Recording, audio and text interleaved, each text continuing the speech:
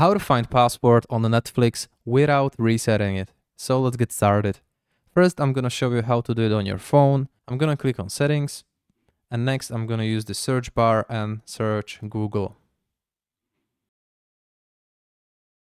And what I am basically doing here, I'm gonna manage my Google account, and then I'm gonna choose security.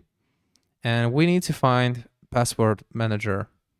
So if you find password manager and you are lucky and you saved your password for Netflix, you can simply click on this, and here you can simply see your password. I can't click on it because it's gonna disappear like this if I click on it, because this app is protecting me. If you're using web version and you're using Chrome, you can simply click on these three dots, then password and autofill, Google Password Manager. And here you can simply see your password like this. Guys, this is only for demonstration purposes, so don't try to log in. I'm not using this password, and you should not use this password as well. And this is how can you do it on your PC. So that's it.